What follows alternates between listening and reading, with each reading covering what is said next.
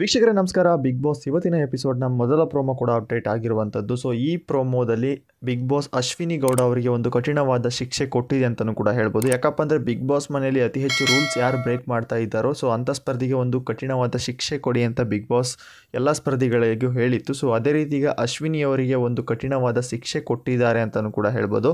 ಬನ್ನಿ ಯಾವ ಶಿಕ್ಷೆ ಕೊಟ್ಟಿದ್ದಾರೆ ಮತ್ತು ಅಶ್ವಿನಿ ಅವರು ಯಾವ ರೀತಿಯ ರೂಲ್ಸ್ ಬ್ರೇಕ್ ಮಾಡೋದ್ರ ಬಗ್ಗೆ ಸಂಪೂರ್ಣ ಮಾಹಿತಿಯನ್ನು ನಾನು ಈ ವಿಡಿಯೋ ತಿಳಿಸ್ಕೊಡ್ತೀನಿ.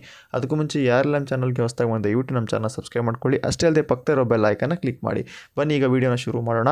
ಸೊ ನಿಮಗೆಲ್ಲ ಗೊತ್ತಿರ್ಬೋದು, ಸೊ ನಿನ್ನೆ ಅಷ್ಟೇ ಕಿಚ್ಚನ ಪಂಚಾಯಿತಿ ಕೂಡ ಮುಗೀತು ಅಂತಲೂ ಕೂಡ ಹೇಳ್ಬೋದು. ಅದು ಕೂಡ 7ನೇ ವಾರದ ಕಿಚ್ಚನ ಪಂಚಾಯಿತಿ. ಸೊ ಅಷ್ಟೇ ಅಲ್ಲದೆ ನಿನ್ನೆ ಕಾಕ್ರೋಚ್ ಸುದಿಯವರು ಬಿಗ್ ಬಾಸ್ ಮನೆಯಿಂದ ಹೊರಗಡೆ ಹೋದರು ಅಂತಲೂ ಕೂಡ ಹೇಳ್ಬೋದು. ಅಷ್ಟೇ ಅಲ್ಲದೆ ಕಿಚ್ಚನ ಪಂಚಾಯಿತಿ ಆದಮೇಲೆ ಕೆಲವೊಂದಿಷ್ಟು ಬದಲಾವಣೆಗಳು ಆಗೋದಂತೂ ಖಂಡಿತ. ಸೊ ಅದೇ ರೀತಿ ಈಗ ಬಿಗ್ ಬಾಸ್ ಮನೆಯಲ್ಲಿ ಒಂದು ಹೊಸ ಟಾಸ್ಕ್ನೇ ಕೊಟ್ಟಿದ್ದಾರೆ ಅಂತಲೂ ಕೂಡ ಹೇಳ್ಬೋದು. ಅದುವೇ ಯಾರೆಲ್ಲ ಬಿಗ್ ಬಾಸ್ ಮನೆಯ ರೂಲ್ಸ್ಗಳನ್ನು ಪದೇ ಪದೇ ಬ್ರೇಕ್ ಮಾಡ್ತಾ ಇದ್ದಾರೋ ಅಂಥ ಸ್ಪರ್ಧಿಗಳನ್ನ ನೀವು ಸೆಲೆಕ್ಟ್ ಮಾಡಿ ಅವರಿಗೆ ಒಂದು ಕಠಿಣವಾದ ಶಿಕ್ಷೆನ ಏನು ಕೊಡಬೇಕು, ನಿಮ್ಮ ಕಾರಣಗಳನ್ನ ಕೊಡಿ ಅಂತ ಕೇಳಿರ್ತಾರೆ. ಸೊ ಹಾಗಾಗಿ ಎಲ್ಲ ಸ್ಪರ್ಧಿಗಳು ಕೂಡ ಅಶ್ವಿನಿಯವರ ಹೆಸರನ್ನ ಕೊಡ್ತಾರೆ ಅಂತಲೂ ಕೂಡ ಹೇಳ್ಬೋದು. ಸೊ ಇಲ್ಲಿ ಮೊದಲನೆಯದಾಗಿ ರಾಶಿಕಾ ಅವರು ಕೂಡ ಅಶ್ವಿನಿ ಮ್ಯಾಮ್ ಹೆಸರನ್ನೇ ತಗೊಳ್ತಾರೆ.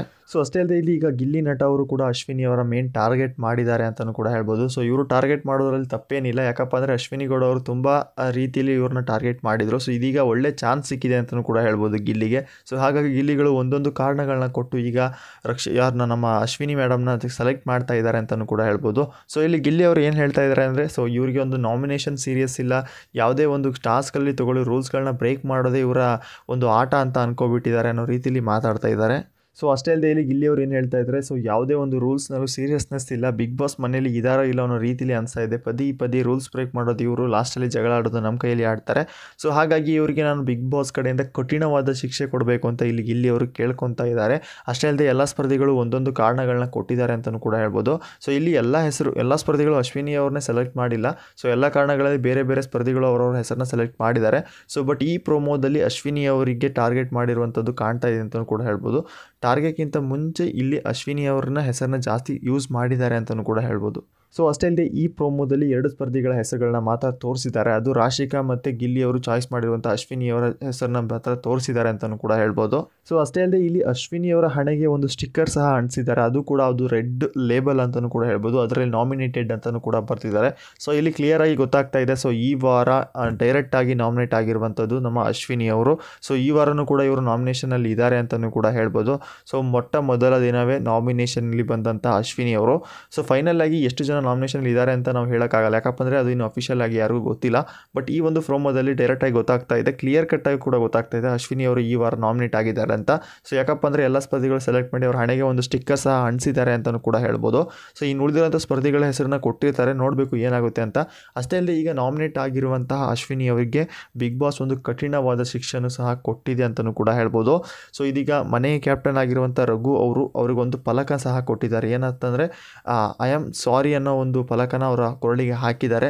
ಸೊ ಈ ಒಂದು ಸಿಗ್ನಲ್ ನೋಡಿದ್ರೆ ಎಲ್ಲ ಬಿಗ್ ಬಾಸ್ ಮನೆಯ ಸ್ಪರ್ಧಿಗಳಿಗೆ ಅಶ್ವಿನಿ ಅವರು ಸಾರಿ ಕೇಳುವಂಥ ರೀತಿಯಲ್ಲಿ ಇದೆ ಅಂತಲೂ ಕೂಡ ಹೇಳ್ಬೋದು. ಅಷ್ಟೇ ಅಲ್ಲದೆ ಈಗ ಬಿಗ್ ಬಾಸ್ ನಾಮಿನೇಟ್ ಆಗಿರುವಂಥ ಅಂದರೆ ರೂಲ್ಸ್ಗಳನ್ನ ಬ್ರೇಕ್ ಮಾಡುತ್ತಿರುವಂತಹ ಅಶ್ವಿನಿ ಅವರ ಹೆಸರು ತುಂಬ ಜನ ಸೆಲೆಕ್ಟ್ ಮಾಡಿದರು. ಸೊ ಆ ಕಾರಣದಿಂದ ಬಿಗ್ ಬಾಸ್ ಇವರಿಗೆ ಒಂದು ಕಠಿಣವಾದ ಶಿಕ್ಷೆ ಸಹ ಕೊಟ್ಟಿರುವಂಥದ್ದು. ಏನಪ್ಪ ಅಂದರೆ, ಸೊ ಆ ಒಂದು ಬೋರ್ಡ್ನ ಹಾಕ್ಕೊಂಡು ಸೊ ಎಲ್ಲ ಸ್ಪರ್ಧಿಗಳ ಹತ್ರ ಹೋಗಿ ಒಂದಿಷ್ಟು ನಂಬರ್ಸ್ ಕೊಟ್ಟಿದ್ದಾರೆ. ಆ ನಂಬರ್ಸ್ನಲ್ಲಿ ಬಸ್ಕಿ ಹೊಡೆದು ರೂಲ್ಸ್ಗಳನ್ನ ಬ್ರೇಕ್ ಮಾಡೋ ಹಾಗಿಲ್ಲ ಅನ್ನೋ ರೀತಿಯಲ್ಲಿ ಕ್ಷಮೆ ಕೇಳಬೇಕು ಅಂತ ಕೂಡ ಹೇಳಿದ್ದಾರೆ.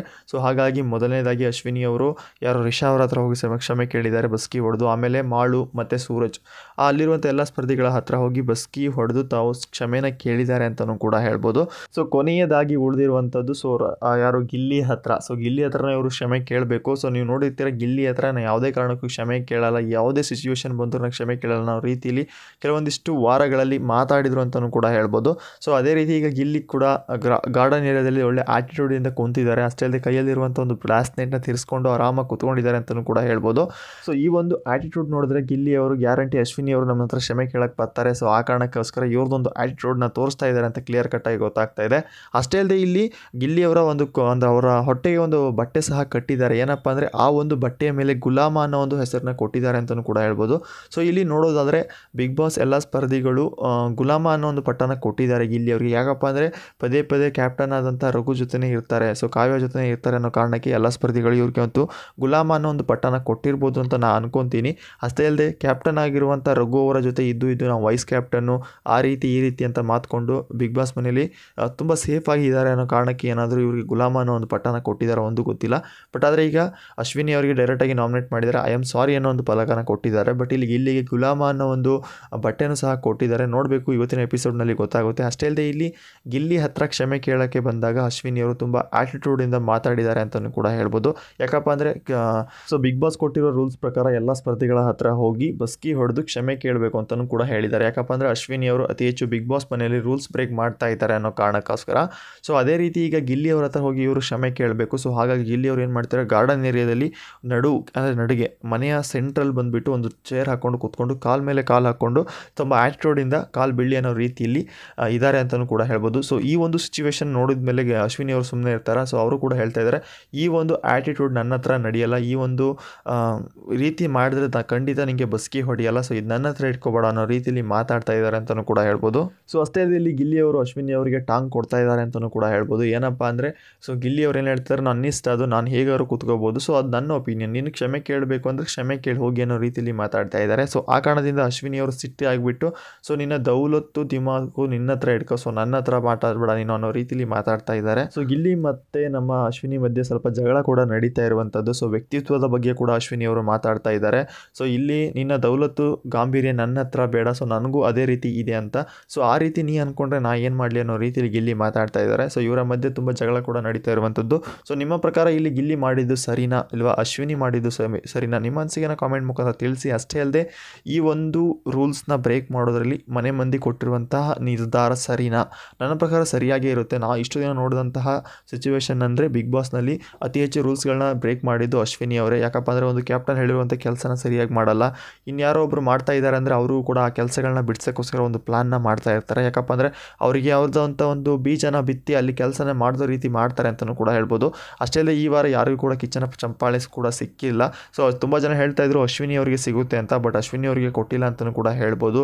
ಅಷ್ಟೇ ಅಲ್ಲದೆ ಈಗ ಈ 7ನೇ ವಾರ ಬಿಗ್ ಬಾಸ್ ಮನೆಯಿಂದ ಕಾಕ್ರೋಚ್ ಸುದಿಯವರು ಔಟ್ ಆಗಿದ್ದಾರೆ. ಸೊ ನಿಮ್ಮ ಪ್ರಕಾರ ಬಿಗ್ ಬಾಸ್ ಮನೆಯಿಂದ ಹೊರ ಹೋಗಿರುವಂಥ ಕಾಕ್ರೋಚ್ ಅವರು ಹೋಗಿರೋದು ತುಂಬ ಚೆನ್ನಾಗಿ ಅನಿಸ್ತಾ ಇದೆಯಾ? ನಿಮ್ಮ ಪ್ರಕಾರ 7ನೇ ವಾರ ಬಿಗ್ ಬಾಸ್ ಮನೆಯಿಂದ ಯಾರು ಹೊರಗಡೆ ಹೋಗಿದ್ರೆ ತುಂಬ ಚೆನ್ನಾಗಿತ್ತು? ನಿಮ್ಮ ಅನಿಸಿಕೆನ ಕಾಮೆಂಟ್ ಮುಖಾಂತರ ತಿಳಿಸಿ.